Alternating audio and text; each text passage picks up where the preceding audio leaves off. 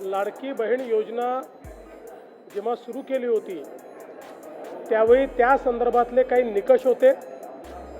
त्या निकषाच्या आधारावर बहिणींना अर्ज करायला सांगितला होता आणि कागदपत्रांच्या पूर्ततेला वेळ लागेल म्हणून ही मुभा दिली होती की त्यांनी सेल्फ सर्टिफिकेशन करायचं, म्हणजे त्यांनी जे सांगितलं ते सत्य मानून आपण त्या ठिकाणी त्यांना लाडक्या बहिणीचा लाभ देणं सुरू केलं।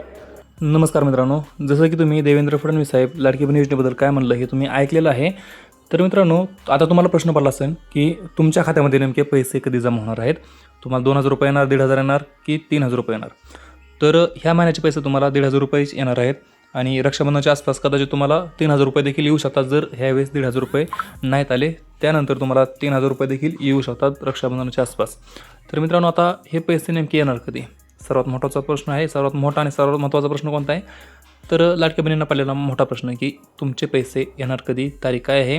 निश्चित तारीख सांगितलेली आहे सरकारने की फक्त व्हर्च्युअल तारीख आहे। तर तुम्हाला तारीख सांगतो मी, तर 10 ते 15 तारखेच्या दरम्यान तुमच्या खात्यामध्ये 1500 रुपये जमा होऊ शकतात।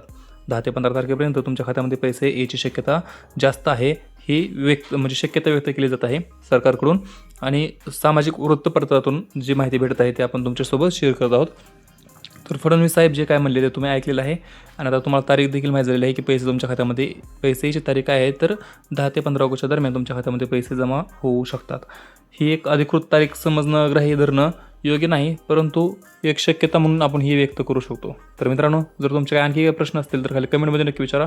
आपण भेटूया पुढच्या व्हिडिओमध्ये, तोपर्यंत जय हिंद, जय महाराष्ट्र।